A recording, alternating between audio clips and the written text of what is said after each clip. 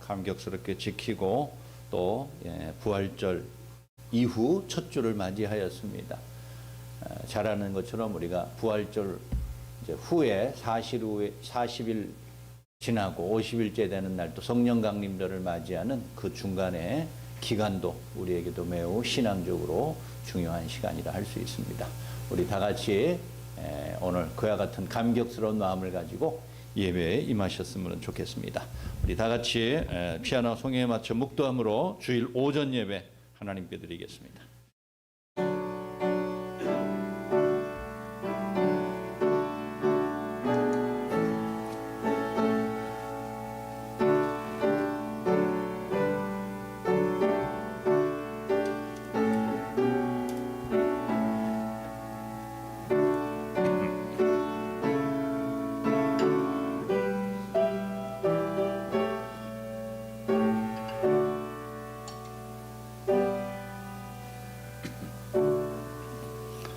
여호와여, 영광을 우리에게 돌리지 마옵소서. 우리에게 돌리지 마옵소서. 오직 주는 인자하시고 진실하심으로 주의 이름에만 영광을 돌리소서. 아멘. 오늘도 우리 믿는 자들 가운데 역사하시며 거룩하신 사랑과 완전하신 능력을 베푸시는 창조주 아버지 하나님, 그 크신 은혜를 생각하며 감사합니다. 부활 첫 주를 맞이하게 하시며 여전히 계속되는 고난과 혼란 속에서도 우리를 굳건하게 지키시고 그 부활의 감격과 소망의 빛이 어두운 우리의 앞길을 인도하시니 얼마나 감사합니까? 여전한 낙심과 근심이 있는 하루하루의 삶이요 한 주간의 삶이지만 또 우리에게 놓여진 금주 한 주간이 매우 힘들고 어려웠겠지만 그러나 부활의 빛을 통하여 그 능력과 감격을 통하여서 금주 한 주간도 승리해 나갈 수 있도록 인도해 주옵소서. 하나님의 부르심에 따라서 오늘 이 자리에 사랑하는 새로운 교우들 함께 모였습니다.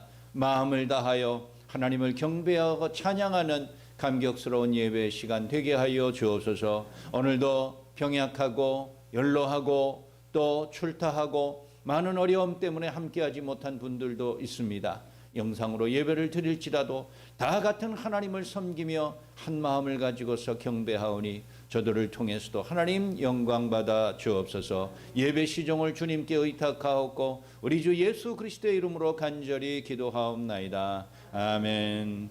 전능하사 천지를 만드신 하나님 아버지를 내가 믿사오며 그 외아들 우리 주 예수 그리스도를 믿사오니 이는 성령으로 잉태하사 동정녀 마리아에게 나시고 본디오 빌라도에게 고난을 받으사 십자가에 못 박혀 죽으시고 사흘 만에 죽은 자 가운데서 다시 살아나시며 하늘에 오르사 전능하신 하나님 우편에 앉아 계시다가 저리로서 산자와 죽은 자를 심판하러 오시리라. 성령을 믿사하며 거룩한 공회와 성도가 서로 교통하는 것과 죄를 사하여 주시는 것과 몸이 다시 사는 것과 영원히 사는 것을 믿사옵나이다. 아멘. 오늘도 변함없이 살아계신 하나님을 예배하는 여러분들을 주님의 이름으로 환영하고 축복합니다. 우리가 살아가는 모든 삶의 순간순간이 하나님의 은혜가 아닌 것이 없습니다. 우리 눈앞에 보이는 어려움도 하나님의 은혜 가운데서 우리들이 이겨나가기를 원하고 오늘 예배 속에도 하나님의 은혜가 우리 가운데 함께하기를 소원하는 마음으로 이 시간 주 은혜의 힘을 함께 찬양하겠습니다. 주 나의 모습 보네 상한 나의 마음 보시네 주 나의 눈물 안에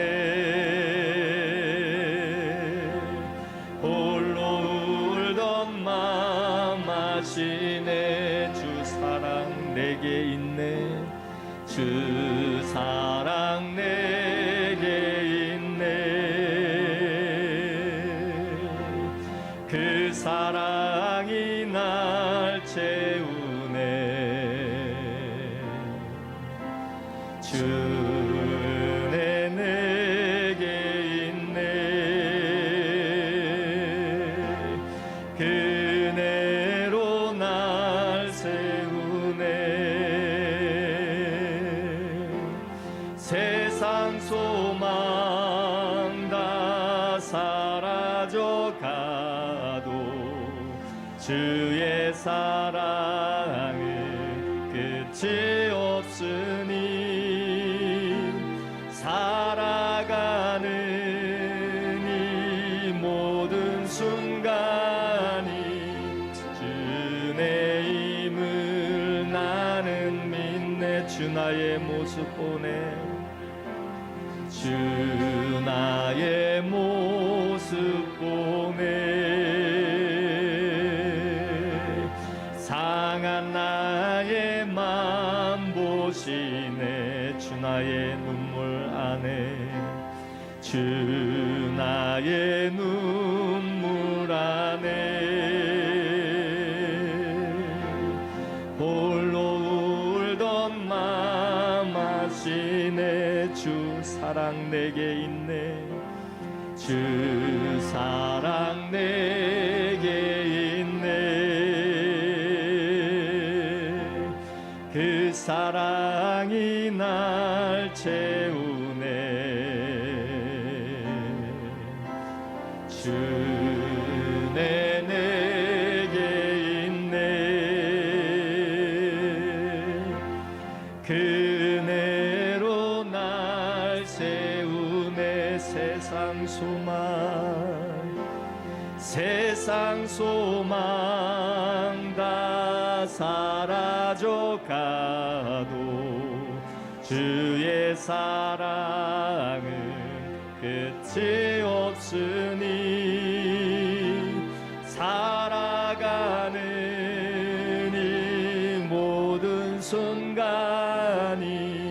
주의 힘을 나는 믿네. 아멘.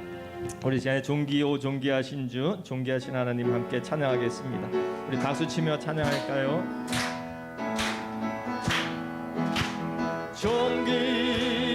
존귀하신 주, 감사 찬양과 경배 다 받으실 주님.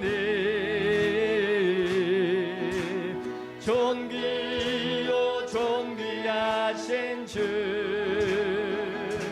감사 찬양과 경배 다 받으실 주님. 찬양 할렐루야. 보좌 위 어린 양께 우리 경배하며 영광 돌리네. 오 할렐루야. 우리와 함께 영광 주는 승리의 용사 또 만유의 주님.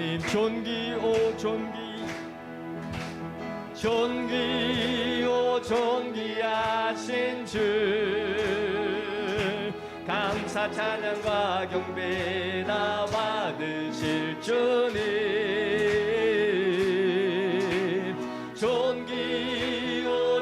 존귀하신 주, 감사 찬양과 경배 다 받으실 주님. 찬양 할렐루야. 보좌 위 어린 양께 우리 경배하며 영광 돌리네. 오 할렐루야. 우리와 함께 영광 주는 승리의 용사 또 만유의 주님. 주와 같이 길 가는 것 즐거운 일 아닌가. 우리 주님 걸어가신 발자취를 밟겠네. 한 걸음 한 걸음 주 예수와 함께 날마다 우리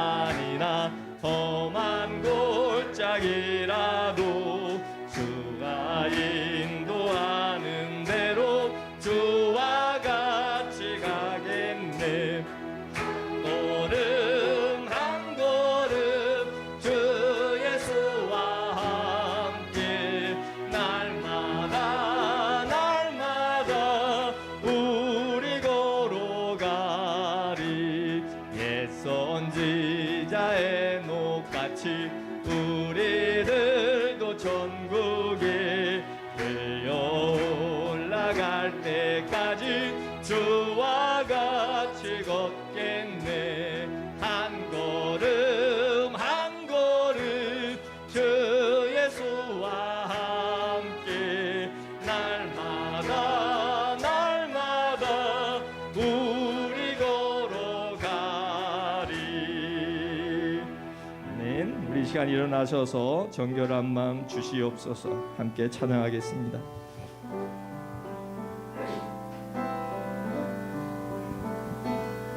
정결한 마음 주시옵소서. 오 주님, 정직한 영을 새롭게 하소서. 정결한 마음 주시옵소서. 정결한 마음 주시옵소서. 오 주님, 정직한 영을 새롭게 하소서.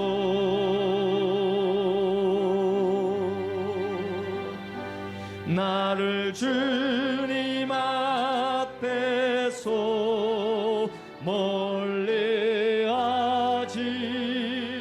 마시고 주의 성령을 거두지 마옵소서.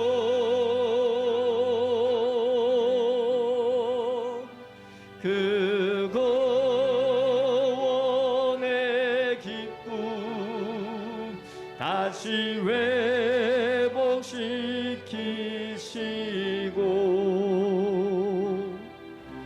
변치 않는 마음 내 안에 주소서. 나를 주님 앞에서 나를 주님 앞에서 멀리하지 마시고 주의 성령을 거두지 마옵소서.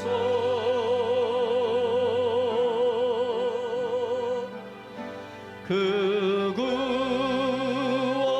구원의 기쁨 다시 회복시키시고 변치 않는 마음 내 안에 주소서.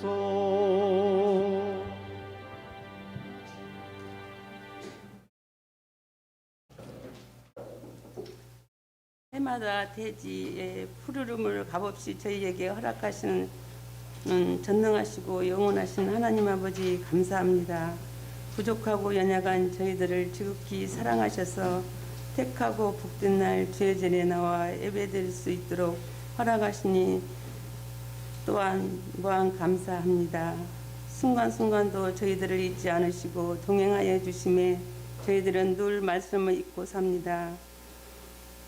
주님이 보시지 않으시기에 없는 것처럼 볼 때도 있고 행동하면 지낼 때도 많습니다. 주님이 없는 것처럼 행동하면 지낼 때가 많이 있음을 고백합니다. 주님 긍휼을 베풀어 주셔서 말씀과 뜻대로 살아갈 수 있도록 굳게 붙잡아 주시옵소서. 이 나라와 인민족을 사랑하시는 하나님 아버지, 정치와 경제, 사회적으로 매우 어렵고 혼란스러운 가운데 있습니다. 주님 구하여 주시옵소서. 주님 말씀 안에서 정의와 공의와 바로 서는 나라가 되게 하여 주시옵소서.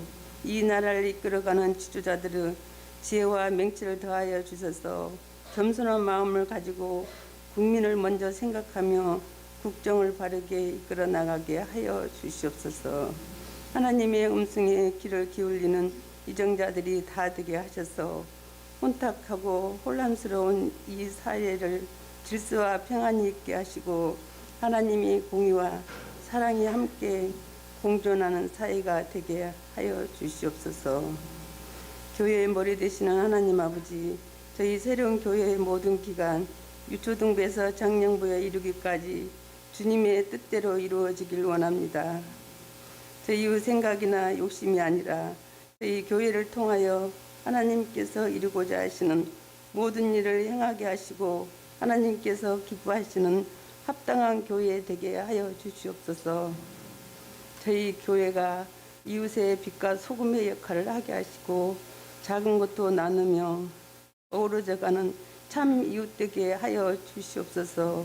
이 시간 말씀을 전하신 목사님 성령 충만하셔서 선포된 말씀이 저희의 마음밭에 믿음으로 30배, 60배, 100배의 열매 맺게 하여 주시옵소서.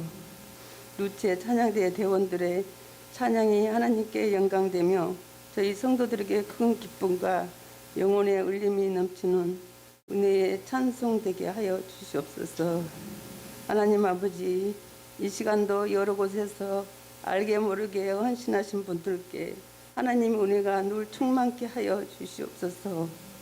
감사를 드리며 부활의 산소망 되시는 예수 그리스도 이름 받들어 기도하옵나이다. 아멘.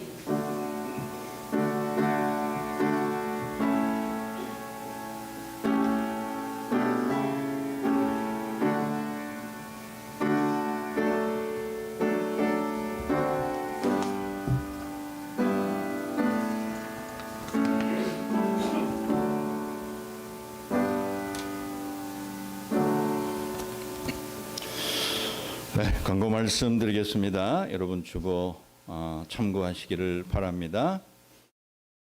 우리 거리두기 2단계가 원래는 오늘까지였는데 또 3주간이나 또 연장되어서 5월 2일까지 5월 첫째 주일까지 계속될 예정입니다. 따라서 5월 2일까지 우리 대면 예배와 비대면 예배를 동시에 진행하고 있음을 여러분들 잘 아실 것입니다. 우리 대면 예배 드리는 이 6층에는 40명, 또 우리 4층에 그 외 분들은 4층에서 드리시고 또 가정에서 각각 드릴 수 있습니다. 우리 소모임과 5인 이상 사적 모임 금지가 되었다는 것을 다시 말씀드립니다.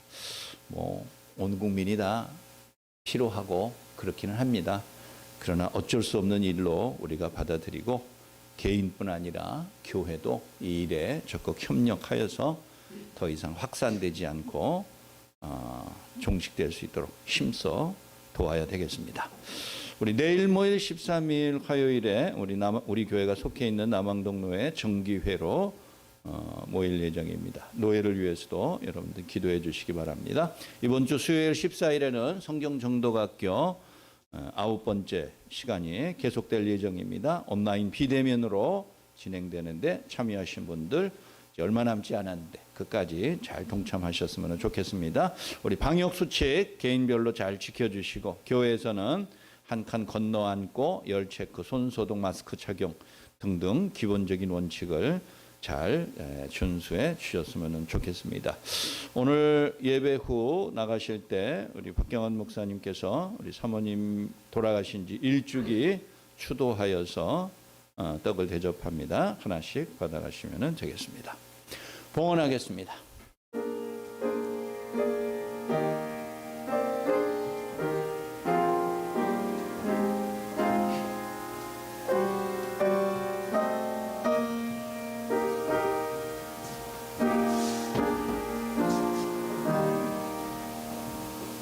봉헌을 위해서 다시 한번 기도드리겠습니다. 우리의 모든 생사화복을 주관하시는 아버지 하나님, 주의 은혜를 이렇게 생각하고 저렇게 둘러보아도 무한하며 헤아릴 길이 없습니다. 하나님 베푸신 지난 주간의 은총뿐 아니라 오늘부터 시작되는 새로운 주간과 또 시간 속에서도 하나님이 함께 하실 것을 분명하게 믿기에 이 시간 감사합니다. 베푸신 여러 은총과 사랑의 결과를 가지고서 우리 하나님 앞에 귀한 예물을 드립니다.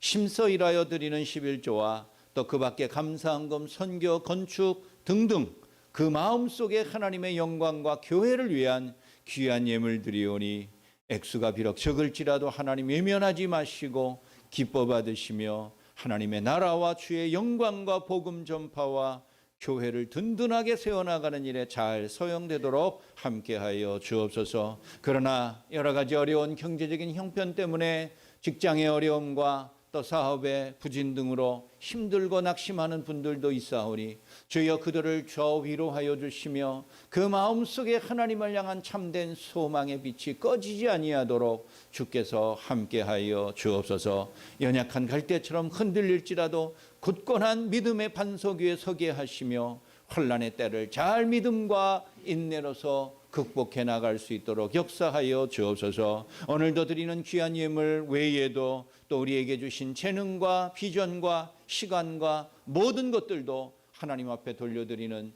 귀한 인격적인 헌신의 시간 되기를 간절히 소원하옵고 우리 주 예수 그리스도의 이름으로 축복하며 기도하옵나이다. 아멘. 하나님 말씀 다 같이 봉독하겠습니다. 구약성경 여호수아 9장 3절입니다. 구약성경 332쪽쯤에 있습니다. 여호수아 9장 3절부터 15절까지 있는 말씀, 우리 한 절씩 교독하고 마지막 15절은 다 같이 읽겠습니다.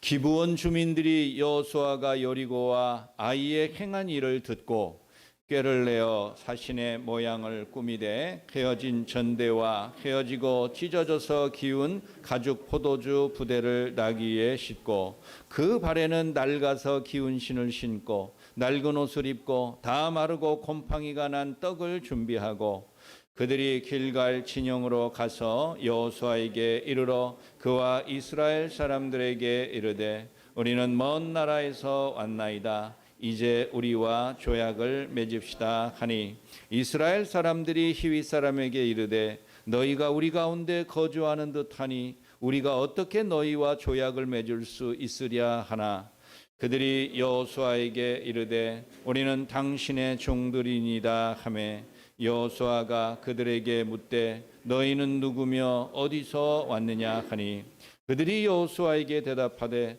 종들은 당신의 하나님 여호와의 이름으로 말미암아 심히 먼 나라에서 왔사오니 이는 우리가 그의 소문과 그가 애굽에서 행하신 모든 일을 들으며 또 그가 요단 동쪽에 있는 아모리 사람의 두 왕들 곧 헤스본 왕 시온과 아스다롯에 있는 바산 왕 옥에게 행하신 모든 일을 들었음이니이다.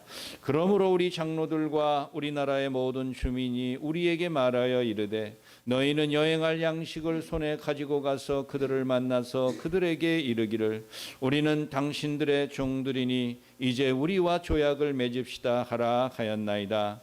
우리의 이 떡은 우리가 당신들에게로 오려고 떠나던 날에 우리들의 집에서 아직도 뜨거운 것을 양식으로 가지고 왔으나 보소서 이제 말랐고 곰팡이가 났으며 또 우리가 포도주를 담은 이 가죽 부대도 새 것이었으나 찢어지게 되었으며 우리의 이 옷과 신도 여행이 매우 길었으므로 낡아졌나이다 한지라.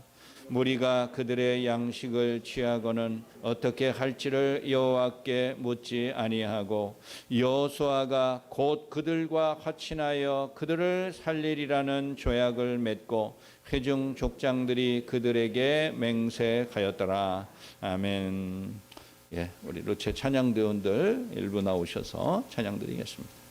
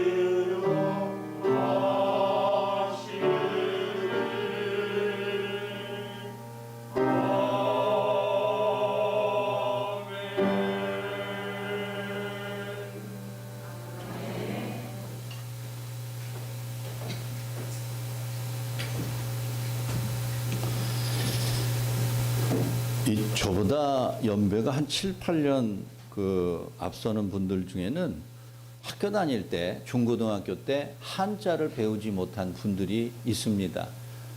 정확하게 몇 년도는 기억을 못 하겠는데, 그분들은 그때 국가 방침이 순우리말을 강조하다 보니까 외국어나 한자 이런 것들을 학교에서 공식적으로 가르치지를 않았습니다. 그런데 그분들이 학교를 졸업하고 사회에 나가서 신문을 보려니까 신문도 거의 다 한자로 된 투성이라 읽는데 굉장히 어려움을 겪었다는 그런 경우를 보았습니다.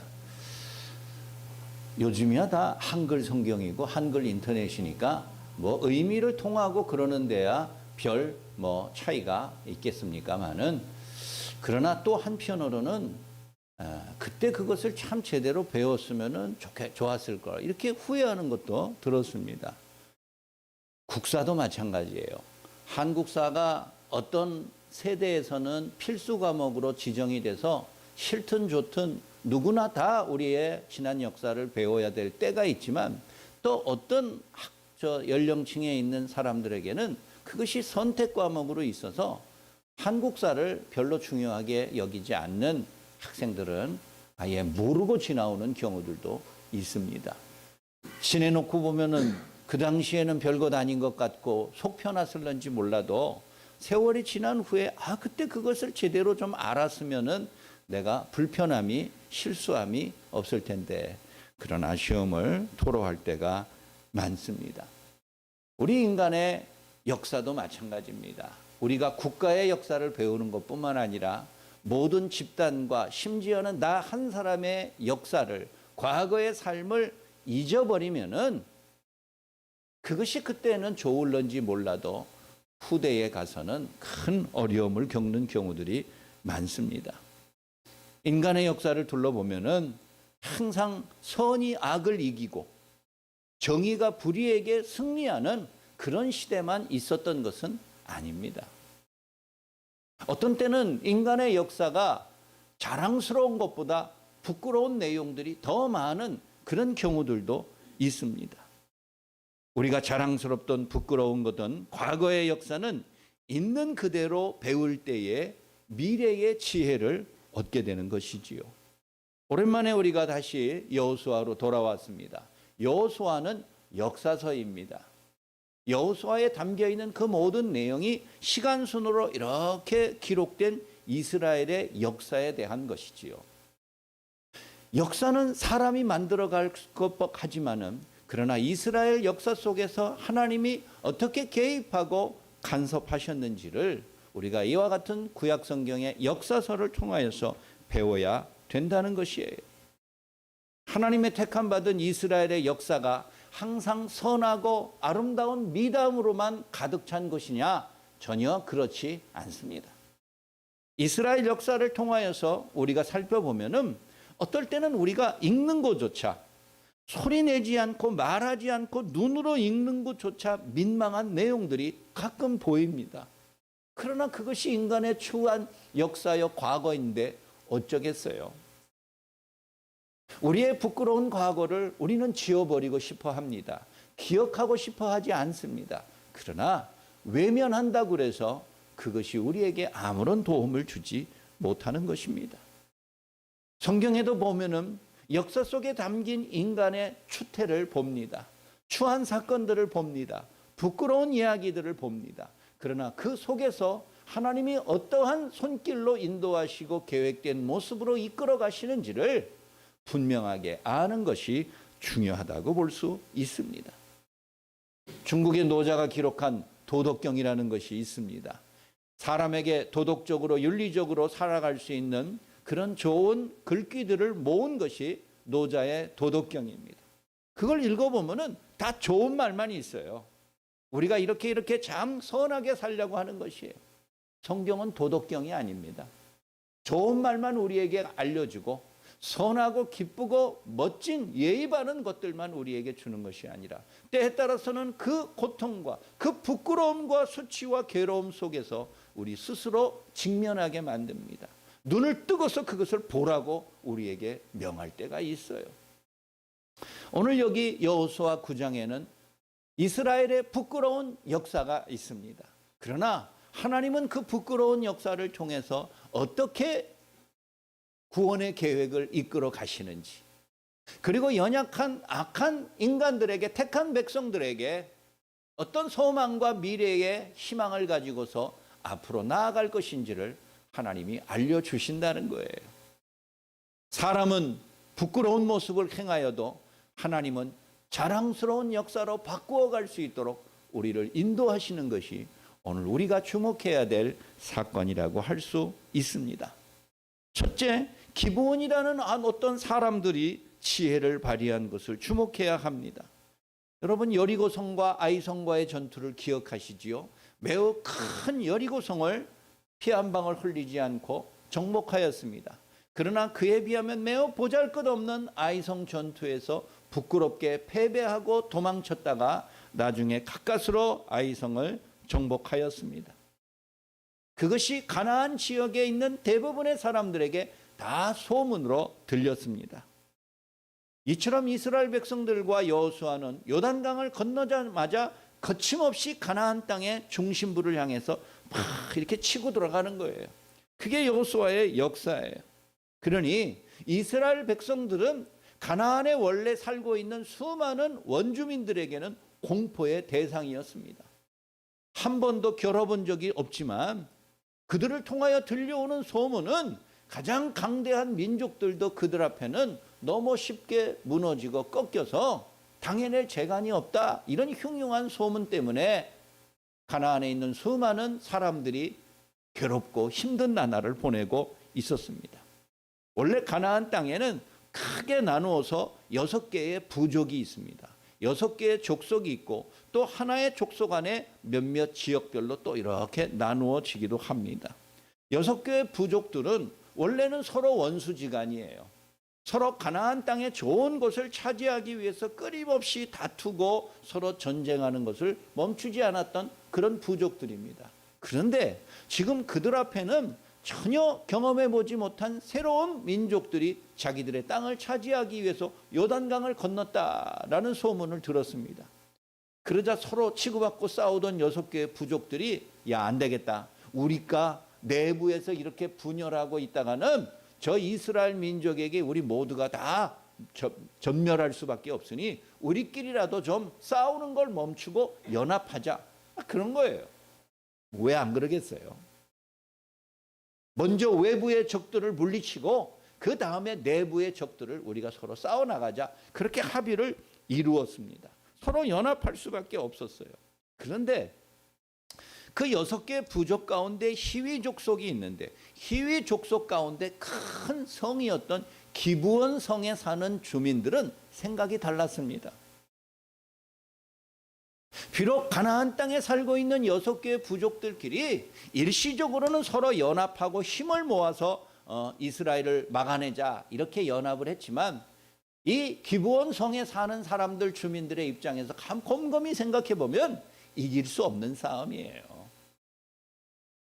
이스라엘이라는 민족을 결단코 전쟁으로 힘으로 당해낼 재간이 없다. 기브온 주민들은 그렇게 판단을 한 것입니다.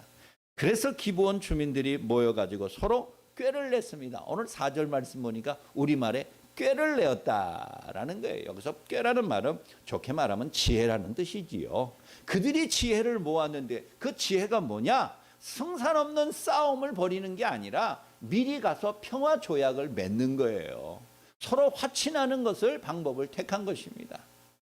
우리나라 고려시대, 조선시대도 보면은 외부의 적들, 특히 오랑캐들과 전쟁을 벌이기에 앞서서 우리가 죽을 때까지 끝까지 싸울 것이냐 아니면은 화친을 하면서 서로 평화 조약을 맺으며 요구 조건을 수용할 것이냐, 항상 두 파가 서로 싸웠어요. 이 주전파와 주하파가 서로 싸웠지요. 기브온 주민들은 전쟁보다는 화친을 택한 것입니다. 그런데 자기들이 가나안 족속의 한 부족이라는 것을 이스라엘 사람들이 알면은 결단코 자기들하고 평화 조약을 맺지 않을 것이라고 생각한 거예요. 그들도 다 정보가 있었겠지요. 소문을 들어 알았겠지요. 여리고성과 가나안성에 있는 아이성에 있는 모든 족속들이 전쟁 후에 다 멸절됐다라는 정보를 들었을 것입니다. 그러니 우리가 전쟁을 벌였을 때는 한 사람도 살아남지 못할 것이다. 이런 공포감이 들었습니다. 특히 가나안에 살고 있는 자기들 기브온 주민들은 이 여호수아와 이스라엘 백성들이 절대 내버려 두지 않을 거라는 거예요. 여호와 하나님은 모세가 살아있을 때부터 너희가 요단강을 건너 가나안에 들어갔을 때 가나안에 있는 모든 사람들을 다 점멸시켜라, 진멸시켜라, 그렇게 명하였습니다. 그게 우리 생각에는 참 끔찍한 일로 보이고 생각이 되지만 하나님은 이스라엘 백성들이 가나안에 있는 그 누구로부터 타락한 이방 문화로부터 물들기를 원치 않으신 거예요. 그래서 그들과 어떠한 교류도 하나님께서는 하지 말라고 명하며 아예 그들을 완전하게 멸절시키고 쫓아버리라고 처음부터 명령하신 거예요. 그러니 기브온 족속이 가나안 족속의 한 부족이라는 것이 발각이 되면은 무사하지 못한다는 걸 안 겁니다. 그래서 그 사람들이 꾀를 냈습니다. 그게 뭐냐? 자기들은 가나안에 사는 족속이 아니고 저기 먼 곳에, 아주 먼 곳에 있는 부족인데 여기까지 일부러 찾아와서 여호수아와 이스라엘과 화친을 맺자, 평화 조약을 맺자, 이렇게 꾸민 것이에요. 그래서 옷도 일부러 낡은 옷, 신발도 다 떨어진 거, 전대도 다 떨어진 거, 물통도 다, 가죽 부대도 다 떨어진 거, 음식도 곰팡이가 너무 오래돼 가지고 곰팡이가 다 펴서 제대로 먹지도 못할 음식, 이런 것들로 자신들을 잘 위장해 가지고 몇 명의 사신을 여호수아와 이스라엘에게 보낸 것입니다. 그래서 우리는 먼 나라에서 왔으니 우리와 조약을 맺읍시다. 이 이스라엘 백성들이 보니까 이 말투나 이런 모든 것들이 가나안에 있는 한 부족인 것 같기는 한데 눈에 보이는 행색은 영락없는 멀리서 온 사람이거든요. 그래서 처음에는 이게 긴가 이렇게 생각을 했어요. 그러나 어쨌든 기브온 족속들은 모든 이스라엘 백성들을 감쪽같이 속였습니다. 그 모든 물건들이 다 꾸며낸 것이고 수개월 동안 여행길에 다 닳아 없어진 낡아 빠진 것처럼 꾸미고 이스라엘을 찾아오게 된 것입니다. 기브온 주민들이 여호수아와 이스라엘에게 먼저 가서 무릎 꿇고 사정을 하며 우리가 당신들의 종이 될 테니까 앞으로 영원히 당신들을 위해서 봉사하며 살 테니까 우리와 전쟁하면서 우리를 죽이지 말아 주십시오. 이렇게 부탁을 했습니다. 기브온 주민이라고 해서 그렇게 하기까지 결심이 쉬운 일이 아닙니다. 지금까지 가나안의 부족의 한 성으로서 살고 있는데 전쟁이 정말 가나안의 연합군이 이스라엘을 물리치고 이긴다면은 기브온 족속들은 배신자로 낙인 찍혀서 한 명도 살아남지 못할 것입니다. 어느 쪽에 줄을 서야 될지 참으로 자기들도 난감해요. 그러나 그들은 보았고 들었고 결심했습니다. 이스라엘을 막아낼 수 없다는 거예요. 하나님의 약속을 받고 오는 그들을 결단코 물리칠 수 없을 것이다. 그들은 스스로 생각하여 이런 거짓을, 속임수를 써서라도 평화 조약에 사인하도록 하는데 성공한 것입니다. 여러분, 기브온 주민의 이와 같은 꾀를 우리가 박수 칠만 할까요? 그 사람들이 참 지혜로운 사람이다 칭찬할 수 있을까요? 속임수로 했으니까 이 모든 게 무효가 아닙니까? 누가복음 16장에 보면은 예수님께서 천국에 대해서 설명하시고 교훈하시다가 한 불의한 청지기에 대하여서 비유로 말씀하셨습니다.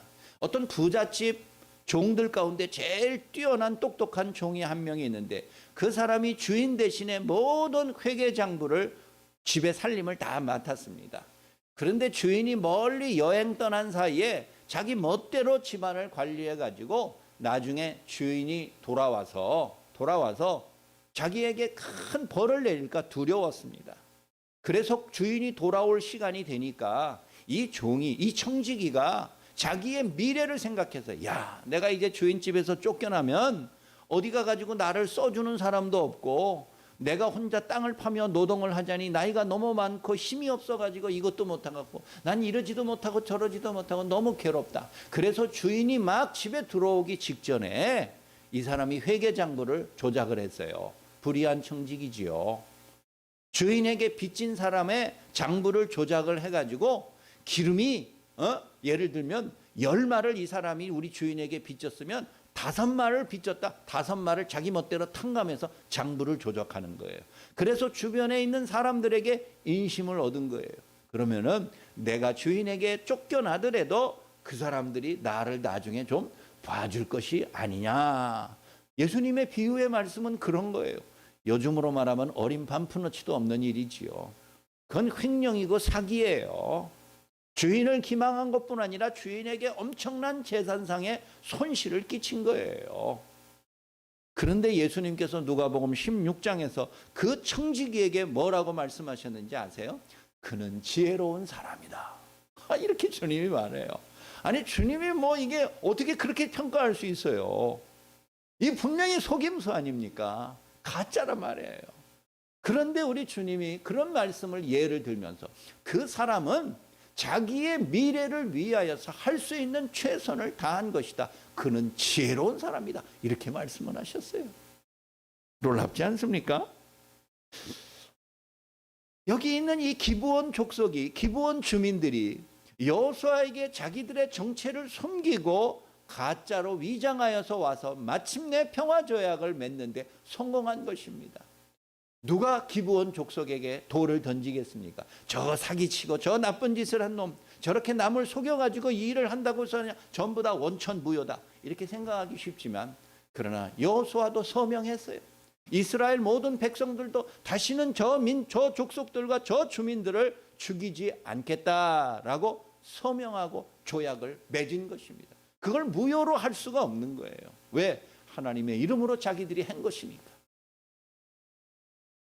불의한 청지기가 말 그대로 의롭지 못한 방법을 가지고서 사용했지만 자기의 미래를 내다볼 줄 아는 그 안목 하나만 가지고도 우리 주님이 그는 지혜로운 종이었다 말씀해요. 기브온 주민도 마찬가지입니다. 그 사람들의 행동은 남을 속이는 것이고 기만한 것이에요. 그렇지만 그들의 미래를 생각하는 그들의 결단과 결심은 그들의 지혜로움을 통하여서 자기 민족의 생명을 보존하는 놀라운 결과를 얻게 되었던 것이에요. 우리도 세상 살아가면서 어떨 때는 불의한 방법을 사용합니다. 또 원치 아니하는 세상의 악과 타협하며 살아가야 될 때도 있습니다. 그 모든 자체가 의롭지 못하다는 것을 누구나 다 잘 알고 있습니다. 그러나 우리가 지나치게 의로움만 추구하면서 현실의 위기를 외면하며 다음 세대에 대하여서 어떠한 준비와 대비도 하지 못한다는 것은 다가올 미래에 대한 소망을 포기하는 미련한 것이나 다름없다는 것입니다. 마치 예수님 시대의 바리새인들은 자기의 의로움만 추구하였습니다.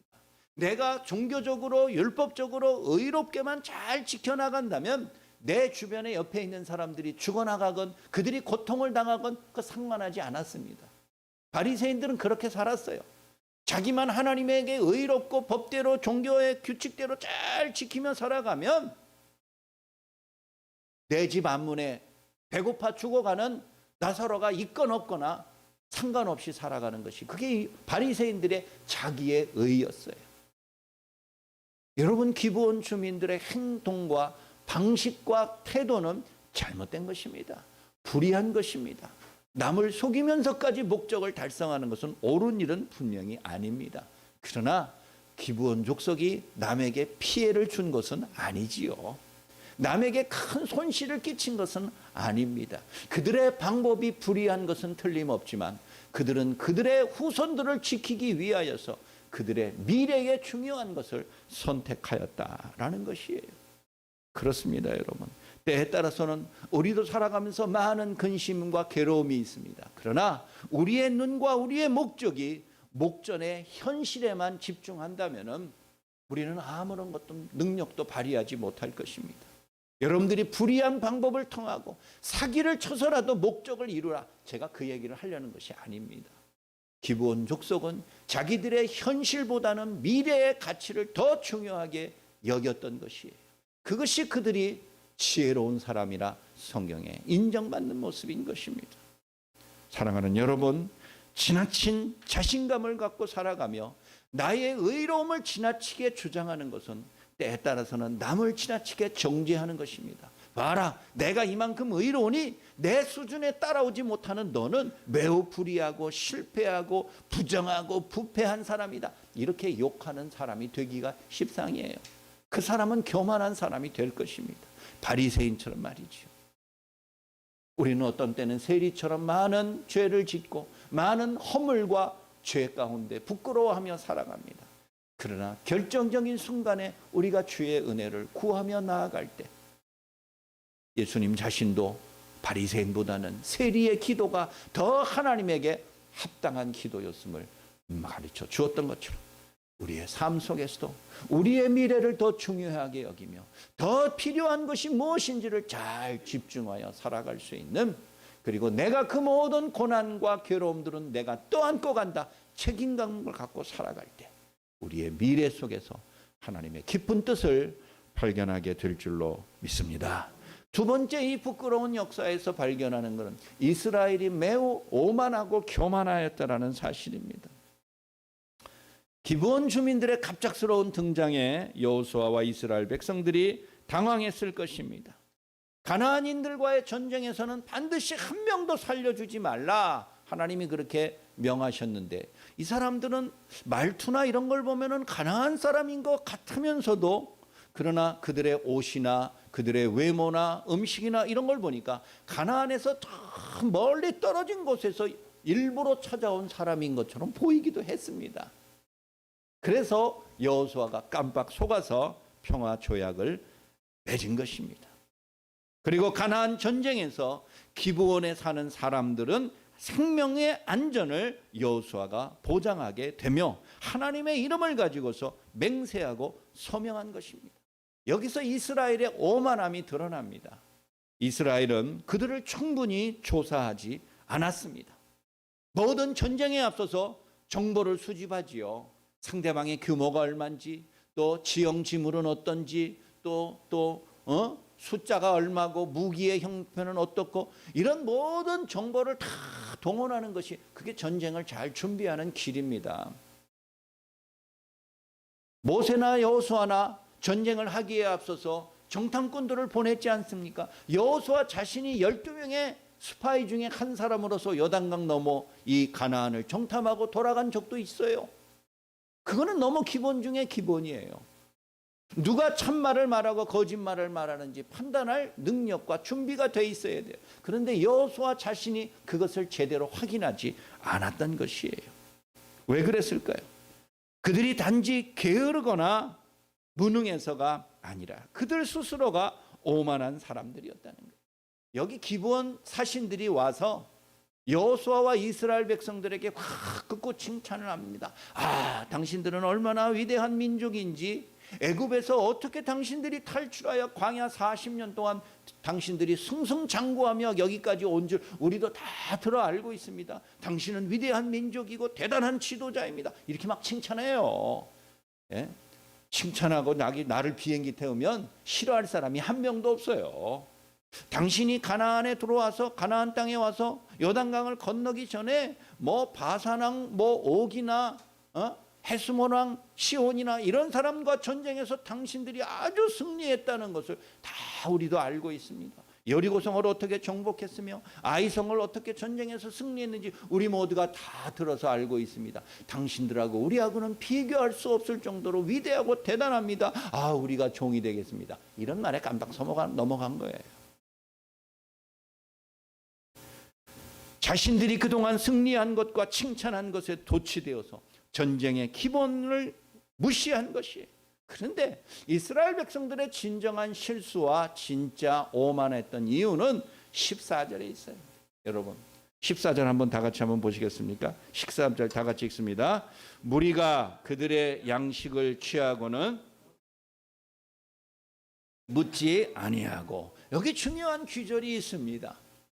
이 기브온 사신들이 가지고 온 음식물만 다 취했어요. 양식이 얼마나 많았는지 잘 모르겠지만 그걸 다 빼앗았어요. 그러면서 여호와 하나님께 묻지 아니하였다. 묻지 아니하였다. 이 말이 또 중요해요. 하나님께 물어보지 않았다. 지난 아이성의 전투의 패배에서 뼈아픈 실수를 한 것도 자신들의 힘과 숫자만 믿었을 뿐이지 하나님의 능력과 계획에 대해서는 묻지 않았던 이스라엘 백성들 아닙니까? 아이성 전투에서 그들이 패한 것은 아간의 범죄도 있었지만 또 한편으로는 하나님께 묻지 아니하였다는 그들의 실수가 있는 거예요. 묻지 아니하였다. 자신들의 욕망과 오만에 취하여서 마치 가나안에 자기들이 다 정복한 것인 양 자기 스스로를 과신하는 것이야말로 실패하는 지름길임을 그들은 미처 알지 못했던 것이에요. 여호수아와 이스라엘은 여리고와 아이성에서의 승리가 자신들의 능력과 전략에 의해서 된 것이 아니라 하나님의 계획과 지혜의 결과임을 늘 잊지 말아야 했던 것이에요. 큰 싸움이든 작은 싸움이든 쉽게 이길 것 같았던 어렵게 승리할 수 있을 것 같았던 그들은 하나님의 구원의 계획에 순종하는 자세가 꼭 필요했던 것이에요. 가나안의 어떠한 민족과 어떠한 전쟁도 가벼운 것이 하나도 없을 것입니다. 그들은 늘 자신들의 열쇠를 깨닫고 전쟁에서의 승리는 자기의 손에 달린 게 아니라 하나님에게 달렸다라는 것을 그들은 제대로 알고 믿었어야 되는 거예요. 그러나 큰 싸움에서는 하나님께 기도하고 작은 싸움에 대해서는 하나님께 묻지도 기도하지도 않았던 그들의 오만한 모습을 보이는 거지요. 우리도 생명이 달린 일에 기도합니다. 우리도 집안의 큰 일에 대하여서 하나님께 기도합니다. 그리고 도우심을 구하기도 합니다. 그러나 작고 평범하고 하찮은 일에 기도합니까? 기도 안 합니다. 왜 안 하죠? 이런 일들은 나 혼자 해결할 수 있다라는 자신감 때문에 기도 안 합니다. 하나님께 굳이 기도하고 도움을 요청할 필요도 없는 작은 일이라 여기면 기도하지 않는 게 우리들의 신앙의 오만함이에요. 우리가 여기까지 오게 된 것도 내가 얼마나 대단한 헌신과 믿음이 있어서 된 것이 아니라는 것을 우리 스스로가 잊지 말아야 되는데 우리는 어떤 때는 내가 뭐가 된 것이냐, 내가 이만하면 대단한 것이냐 스스로를 과대평가하며 하나님을 무시할 때가 참으로 많아요. 인간의 오만은 언제나 하나님의 지혜보다 더 위에 올라가 있어요. 머리 꼭대기에 올라가 있어요. 사람이 교만해지기 시작하면 하나님도 자기보다 한 수 아래로 보이는 법이에요. 그러니 하나님에게 왜 기도합니까? 하나님께 왜 묻습니까? 내가 혼자 알아서 잘할 수 있는데. 하나님은 내가 필요할 때만 찾는 분이 아니에요. 우리의 모든 삶의 출발과 마지막을 그분의 완전하신 섭리와 계획대로 이끌어가는 분이심을 한시도 잊지 아니하는 것, 그게 진정한 지혜인 줄 여러분들 믿으시기 바랍니다. 거듭 강조하지만 하나님께 묻고 기도하는 것의 목적이 무엇입니까? 하나님을 바꾸려는 것이 아닙니다. 하나님이 잘못 생각하고 잘못 판단했으니까 하나님 내 사정이 이러니까 이렇게 좀 바꿔주세요. 하나님을 바꾸어 나가는 게 기도의 목적이 아니에요. 오히려 내 자신이 바꾸어지고 내 스스로가 변해지기 위해서 우리는 기도하는 것입니다. 우리는 기도하면서 하나님을 자꾸 바꾸려고 그럽니다. 하나님 그렇게 하지 마세요. 내가 원하는 대로 해주세요. 내가 뭐가 바라는 건 이래. 우리 그렇게 기도하잖아요. 그러나 기도의 진정한 목적은 우리 주님께서 가르쳐 주었던 것처럼 내 원대로 마시옵고 아버지의 원대로 되기를 원하옵나이다. 그런 것으로 끝을 내야 되는 거예요. 물론 우리의 삶이 피곤하지요. 힘들죠. 괴롭죠. 그래서 하나님이 이렇게 내 소원대로 되어주기를 들어주기를 우리 모두 그렇게 기도합니다. 그러나 우리의 기도의 마지막은 그러나 내 소원은 이렇지만 아버지의 소원이 어떠하든지 내가 그 뜻대로 받아들이고 순종하겠습니다. 그렇게 끝을 맺어야 되는 거예요. 그게 기도의 목적이에요. 끊임없이 하나님께 기도하고 간구하고 묻고 또 여쭙다 보면은요, 내 생각이 무엇이 잘못됐는지 깨닫게 해주세요. 내가 얼마나 오만한 사람이고 오판하였는지를 주님이 우리에게 알려주시고 깨닫게 해주세요. 성령의 역사요, 주님의 위대한 능력입니다. 사랑하는 여러분, 하나님께 묻는 것은 모르는 것을 알게 하기 위한 것이지 하나님 바꾸려고 우리가 애쓰는 거 아닙니다. 오늘도 하나님이 우리에게 주시는 진정한 지혜가 무엇인지 기도와 겸손의 무릎 꿇음을 통해서 체험하는 여러분들의 삶이 되시기를 간절히 바랍니다. 마지막 셋째, 이 부끄러운 과거의 역사의 사건을 통해서 배워야 하는 것은 은혜를 사모하는 마음인 것이에요. 그게 바로 기브온 주민의 목적이에요. 자, 기브온 주민들이 여호수아와 이스라엘 사람들에게 와서 이렇게 하소연했습니다. 우리는 평생 당신들의 종이 되겠습니다. 이렇게 말하는 거예요. 그 얼마나 수치스럽고 굴욕적인 말입니까? 우리는 어떤 때는 자존심 때문에 야, 내가 죽으면 죽었지 내가 절대 그렇게는 못하겠다. 내가 서서 죽으면 죽었지 절대 무릎은 못 꿇는다. 그게 우리 인간의 자존심이고 자존감입니다. 수치와 굴욕을 당하느니 죽음을 택한다. 비아냥거릴 수 있습니다. 그러나 기브온 주민들이 단지 자기들의 목숨을 구걸하기 위해서만 이스라엘을 속이고 종노릇 하려고 한 것이 아닙니다. 물론 그들은 자기들이 와서 우리가 당신들을 위해서 평생 동안 나무 장작을 패고 물을 길어다 주는 종처럼 살겠습니다. 이렇게 말을 하고 여호수아가 그걸 받아들였어요. 그래, 너희는 이방 민족이지만 너희들을 죽이지 않고 평생 우리에게 노예처럼 종처럼 봉사하면서 살아라. 그래가지고 사인한 거예요. 그래가지고 서로 맹세한 거예요. 그러나 이스라엘 백성들을 속인 것이 종노릇 하려고 스스로 수치스럽게 살려고 기브온 주민들이 그렇게 결정한 것이 아니에요. 그들은 앞에서 9절 10절에서 말씀하였던 것처럼 이스라엘의 역사를 돌아보면서 하나님의 능력과 하나님의 은혜를 깊이 사모하였어요. 이스라엘과 같이 절망에 빠져있던 애굽에서 종노릇하는 저들이 어떻게 여기까지 40년 만에 와서 우리를 위협하게 됐는지 너무 경이로운 일 아닙니까? 그들이 그 뒤에 속에 하나님의 능력과 은혜를 보았던 것이에요. 자기들이 이스라엘 민족 특유의 틈에 산다고 해서 혈통이 바뀌어지는 것은 아니겠지만 이방인으로서 살면서 수모를 당하며 종처럼 괴롭게 살겠지만 그러나 하나님의 넓은 은혜의 우산 아래 사는 거예요. 그 우산 밑에 들어가면은 오는 비를 피하고 맞지 않을 수는 있는 거지요. 하나님의 은혜의 우산 아래, 은혜의 날개 아래 그들이 살고 싶다라는 열망을 마음속에 품은 것이에요. 시편 84편 10절에서도 악인의 장막에 사는 것보다 하나님의 성전의 문지기로 사는 것이 좋사오니, 이런 고백이 있습니다. 악인들의 무시한 의리의리한 궁궐에 사는 것보다 하나님의 성전의 문 바깥에서 문지기로 그 외롭고 힘들게 살더라도 난 그렇게 사는 게 더 좋다는 거예요. 기브온 주민들은 내 비록 이스라엘 백성들의 종처럼 우리 민족이 살아가더라도 그러나 하나님의 은혜 아래 살아가는 것이 자기들에게는 더 좋다라는 사모하는 마음을 가진 것이에요. 여러분, 구약 성경의 위대한 인물 가운데 야곱을 생각해 보세요. 야곱은 태어나면서부터 죽을 때까지 평생 남 속이면서 살았던 인생이에요. 자기 아버지 속였죠. 형 속였죠.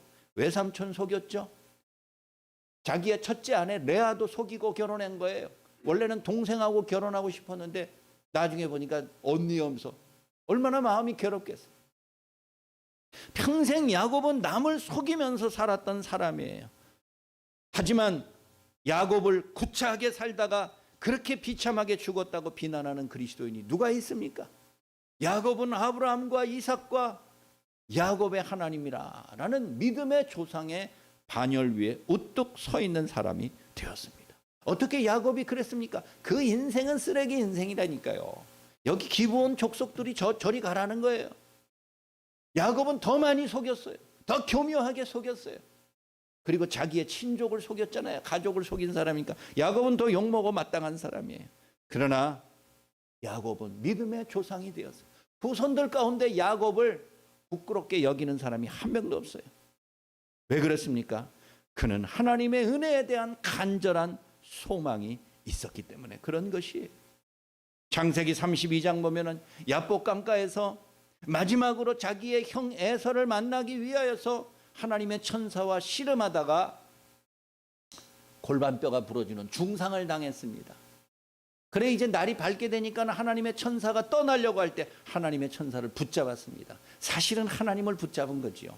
그러면서 야곱이 창세기 32장 26절에서 뭐라 그럽니까? 내게 축복하지 않으면 내가 당신을 놓아주지 않겠노라.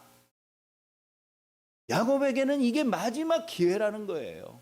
하나님이 내게 축복해 주지 않으면 축복을 빌 자격이 있습니까? 자기가? 야곱이 그렇게 평생 남 속여먹고 그렇게 비참하게 인간 쓰레기같이 살았는데 마지막 순간에 하나님 나에게 축복하지 않으면 지금 하나님 가지고 뭘 지금 협상을 하자는 거예요? 뭘 하자는 거예요? 부끄러운 줄 알아야죠. 그런데 야곱은 붙잡고 늘어집니다. 내게 축복하지 않으면 내가 하나님을 놓아주지 않겠습니다. 자기에게는 절박해요. 하나님의 용서하심, 하나님의 사죄의 은혜, 그리고 나를 변화시켜 주겠다는 하나님의 약속이 야곱에게는 가장 소중하고 중요한 거예요. 그래서 부끄러운 줄도 모르고 중상을 당했음에도 불구하고 하나님을 끝까지 붙잡은 거예요. 그런 야곱에게 하나님이 어떤 선물을 주셨습니까? 내 이름을 앞으로 이스라엘이라 하리라. 이름까지 바꿔줬어요. 야곱이라는 이름의 뜻 가운데 하나가 속이는 자라는 부정적인 뜻도 있습니다. 그 이름 자체가 벌써 야곱은 자기가 수치스러운 거예요. 그런데 하나님은 그 야곱의 이름을 이제부터는 내 이름을 이스라엘이라 부르리라. 이스라엘 백성들의 원조가 된 거예요. 얼마나 위대한 일입니까? 야곱의 삶의 방식은 결코 본받아서는 안 될 것입니다. 그는 매우 불의하고 부도덕한 사람이에요. 남에게 많은 피해와 고통을 주었어요. 그것은 심판받아 마땅한 것이에요. 그러나 야곱은 그에 걸맞은 심판과 불이익과 대가를 치루었습니다. 그러나 그가 마지막까지도 결코 포기하지 않았던 그것은 하나님이 내게 축복하지 않으면 내가 결단코 하나님을 놓아보지 않는다. 바로 그것이에요. 기브온 주민들도 비록 수치와 모욕을 당했고 그의 후손들이 평생 나무 패고서 나무 패가지고 장작 제공해주고 물 길어다주고 성전을 위해서 말해요. 그러한 사람으로 살게 되겠지만 하나님의 언약 백성처럼 은혜 아래 사는 복을 누린 것이에요. 나중에 세월이 흘러서 이스라엘의 초대왕 사울왕이 있어요. 그 사울왕이 자기의 국내 정치를 이용하기 위하여서 어떤 희생양이 필요할 때가 있었습니다. 그래서 이스라엘 내에 살고 있는 소수의 이방 민족들을 죽여야 될 때가 있어요. 자기의 정치적인 이득을 얻기 위해서 정치인들은 그래요. 그래서 기브온 사람들을 많이 죽였어요. 근데 여호수아 때 뭐라고 사인했어요? 앞으로 우리를 절대 죽이지 않는다. 이스라엘 백성들을, 그게 평화조약의 내용이에요. 생명과 안전은 보장해 주겠다. 그런데 사울왕 때 와가지고 기브온 사람의 많은 사람을 죽였어요. 그 결과 하나님은 이스라엘에 큰 기근을 3년 동안 내려서 이스라엘 많은 백성들이 굶어 죽었어요. 그리고 사울에 이어서 다윗이 왕이 된 다음에 그 부끄러움 때문에 그 약속한 것을 이기고 하나님의 이름으로 맹세했던 것을 어기고 기브온 사람의 생명을 죽인 것을 다윗이 대신 용서를 빌었어요. 기브온 주민들을 불러다가 미안하다 사과했어요. 국가가 저지른 그 엄청난 살육행위에 대해서 사과하고 우리가 어떻게 해주면 좋겠느냐. 그랬더니 기브온 주민들이 우리를 죽인 사울의 그 일가와 주동자들을 우리에게 내어주십시오. 다윗이 그렇게 했어요. 그때 그 악행을 저질렀던 사람들의 주동자들을 잡아다가 기브온 주민들에게 넘겨주었고, 그리고 나서 모든 것이 평화롭게 다시 원래로 돌아가는 일도 있었어요. 기브온 주민들이 잘못 선택한 것이 아닙니다. 그들이 고통을 당하지만 때에 따라서는 하나님의 은혜 아래 살아가는 기쁨도 누리게 된 것이지요. 여러분, 기브온 주민들과 항복하여 목숨을 건진 기브온 주민들과 전쟁을 택하여서 망한 가나안 족속들과 비교해서 누가 더 옳은 선택했습니까? 누가 더 지혜로운 사람입니까? 누가 더 하나님 안에서 복된 민족입니까? 말씀을 마칩니다. 이스라엘 역사에서 이만큼 속이고 속는 예를 찾기가 어렵습니다. 이스라엘 백성들에게도 수치스러운 과거입니다. 그러나 감출 수 없는 사실이기도 해요. 내세우지 못한 부끄러운 그들의 과거의 모습이기는 하지만 하나님은 이런 부끄러운 과거를 통하여서 하나님의 뜻이 무엇인지를 우리에게 깨우쳐주며 우리가 얼마나 오만한 존재인지를 다시 한번 발견하게 만듭니다. 예수님께서 누가복음 16장에서 마지막으로 말씀하십니다.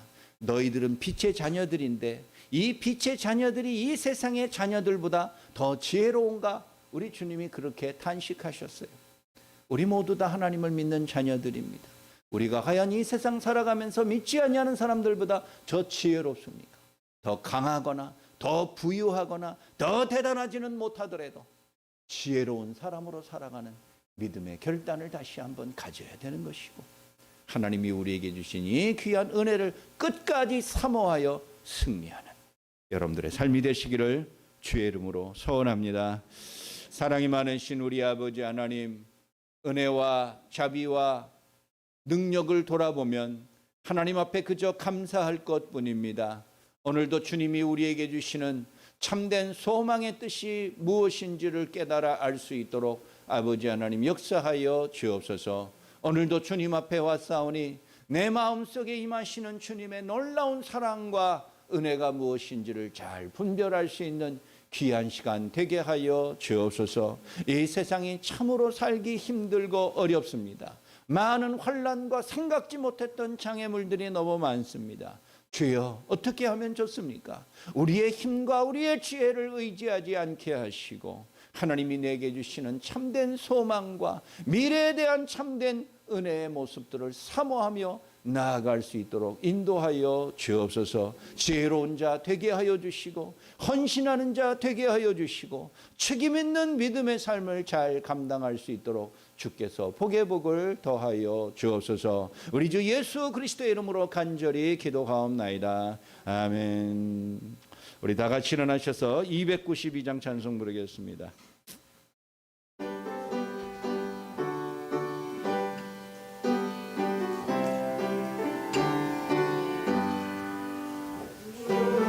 없이 살 수 없네 내 구주여. 그거기간 법의 피로 나갈 구속하소서. 그거저의 사랑으로 흘리신 보혈이 내게 소망 나의 위로 내게 영광 됨디다. 주국 없이 살 수가 없네 나가 혼자 못서리. 힘없고 부족하며 지기게도 없도다. 내게 주는 나의 생명 또 나의 예비라. 주님을 의지하여 지기게를 거두리. 주국 없이 살 수가 없네 내게 주는 아심다. 내게 영계 깊은 간구 마가금의 소원을 주고받게 나의 마음 네 알아주리요. 내게 마음 외로가사 평온케 하시네.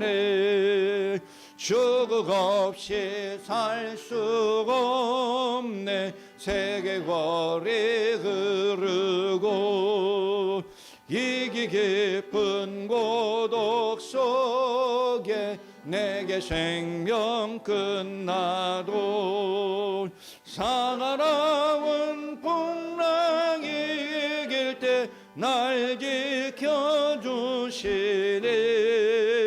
내게 곁에 계신 주님 너글 힘이 됩니다. 아멘.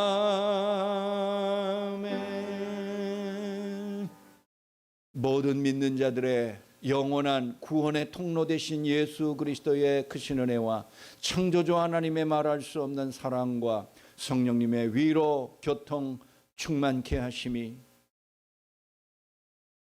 고난과 무지와 미련함 속에서 살아갈지라도 하나님이 내게 주신 참된 은혜를 사모하는 참된 지혜 있는 자로 승리하기로 소원하는 머리 숙인 모든 주의 자녀들 위해 이제부터 영원까지 항상 함께 하실지어다. 아멘.